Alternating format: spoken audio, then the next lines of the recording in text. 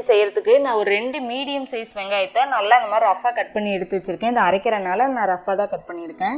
நீங்கள் வந்து பெரிய வெங்காயம் வேண்டாம் அப்படின்னா நீங்கள் சின்ன வெங்காயம் நல்லா 1 கப் அளவுக்கு உரிச்சு எடுத்துக்கோங்க. பெரிய வெங்காயத்தை விட சின்ன வெங்காயம் இன்னும் நல்லா டேஸ்ட்டாக இருக்கும். இந்த மாதிரி வெங்காயத்தை கட் பண்ணி எடுத்து வச்சாச்சு. இப்போ இந்த மாதிரி தக்காளி எடுத்துக்கலாம்.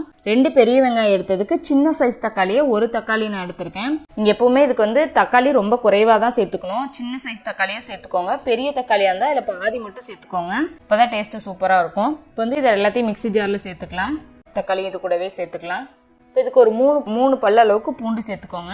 இப்போ இது காரத்துக்கு நான் 1 டீஸ்பூன் அளவுக்கு வரமிளகாய் தூள் எடுத்திருக்கேன். நீ மிளகாய் தூளுக்கு பதிலாக வர மிளகாயும் எடுத்துக்கலாம். உங்களுக்கு எது விருப்பமாக சேர்த்துக்கோங்க. இந்த மிளகாய் தூள் சேர்த்தா இன்னும் கொஞ்சம் நல்லா கலர்ஃபுல்லாக இருக்குங்கிறதுக்காக நான் மிளகாய் தூள் சேர்த்துருக்கேன். நீங்கள் வந்து உங்கள் காரத்துக்கு தகுந்த மாதிரி அட்ஜஸ்ட் பண்ணி சேர்த்துக்கோங்க. இதுக்கு வந்து காரம் கொஞ்சம் அதிகமாக இருந்ததுன்னா சூப்பராக இருக்கும், எண்ணெயெல்லாம் சேர்த்து தாளித்து கொட்டும்போது. இப்போ சட்னிக்கு தேவையான அளவுக்கு உப்பு சேர்த்துக்கோங்க. இப்போ சேர்த்துட்டு தண்ணி எதுவும் சேர்த்தாது அப்படியே நல்லா ஃபைன் பேஸ்ட்டு இந்த மாதிரி அரைச்சி எடுத்துக்கோங்க.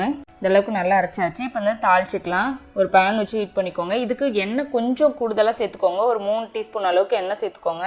அப்போ தான் வந்து அந்த காரத்து கூட சேர்ந்து இது நல்லா பேலன்ஸ் ஆகி ரொம்ப டேஸ்ட்டாக இருக்கும். இப்போ இது ஒரு 1/2 டீஸ்பூன் அளவுக்கு கடுகு சேர்த்துக்கோங்க. அதே மாதிரி இதில் நல்லா 1 டேபிள் ஸ்பூன் அளவுக்கு உளுத்தம்பருப்பு சேர்த்துக்கோங்க. அப்போ வந்து நல்லா அது க்ரன்ச்சியாக அந்த சட்னி கூட சேர்த்து சாப்பிடும்போது ரொம்ப டேஸ்ட்டாக இருக்கும். இதுக்கு கொஞ்சம் எப்பவும் நம்ம சட்னிக்கு தாளிக்கிறத விட உளுத்தம்பருப்பு கொஞ்சம் அதிகமாக சேர்த்துக்கோங்க. பருப்பும் நல்லா செவக்க வறுத்துக்கோங்க.